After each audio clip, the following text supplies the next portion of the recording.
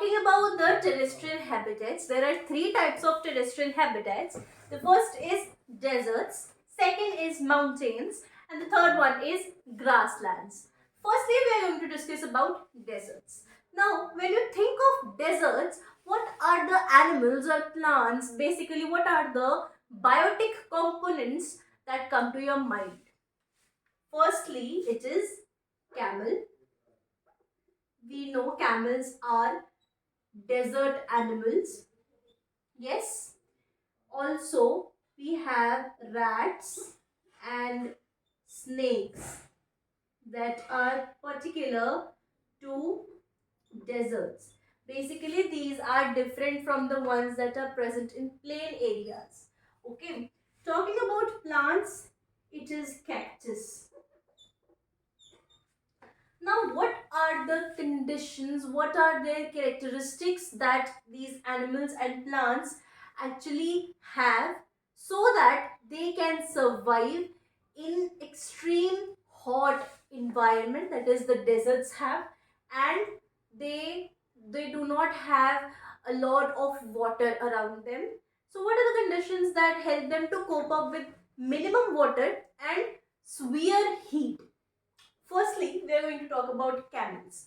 Now you see camels have, first point about camels is that they have a hump. Hump helps the camel to store enough water so that it can survive for many days without water just by storing water in hump and helping the body to take that hump stored water for its metabolic processes. Okay. Second is the stool it passes is very dry. So the loss of water from the body is at minimum. Okay. Third, the legs. Camels have very long legs. Okay. Now the long legs, what is the purpose of long legs? You see, you know this concept. This is the land. Okay. So hot air rises above. Okay.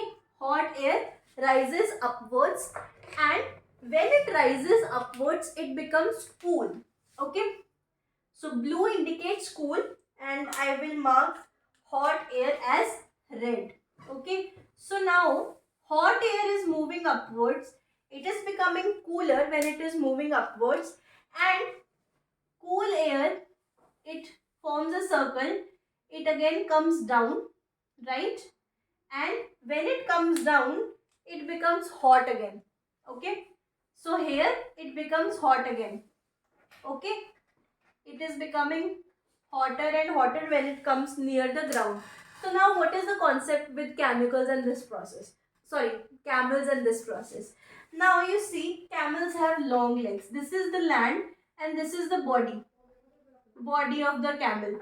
Okay, these are the long legs of the camel. Okay, now you see more the distance between the land and the body, the cooler air the body will get.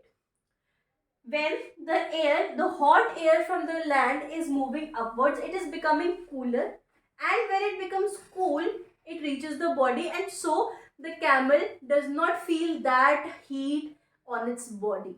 Okay, so this is the third concept. We have already talked about camels while talking about the adaptation in the first video of this chapter. So all of these concepts have been very much talked about in detail, in very much clarified. So you can check out that video also for camels. Okay. Now it is clear about camels. They pass very little urine. They excrete very extremely dry dung, and they have a hump to store water. And the body and the land, that creates the difference. Okay, they have long legs that leads to cooler air to reach the body. Now next we are going to talk about rats. You see rats and snake, in दोनों का concept same है. They stay in very deep inside the deserts. They form burrows. Okay, so burrows are what? वो सारा खोद के rats and snake go inside very deep, and you know deserts, when you go inside it becomes cooler. Okay, if you are in deserts, you try to dig the ground, you will feel that it is low. The temperature when it is getting inside is lower. So rats and snakes live inside very much deep burrows, okay, so that the temperature very deep inside the deserts is cooler. It is not as hot as it is on the surface. It is cooler. And both of these animals, rats and snake, they come out of the burrows on the desert at night time. Why? Because during the night time the deserts become cooler, okay. The deserts are hot in the day and cooler at nights. Okay. So snakes and rats come on the deserts. They come out of their burrows only at the night time. Okay. Now about cactus. Again about cactus also we have already discussed about cactus in adaptations. So you can watch out that video for detailed description. Cactus is a plant that has very thick stem. Okay. It does not have leaves. The photosynthesis process and the transpiration is actually done by the stem. Okay. The stem is flat. It is having a thick mucus like structure inside of it, okay, and that leads to very little loss of water.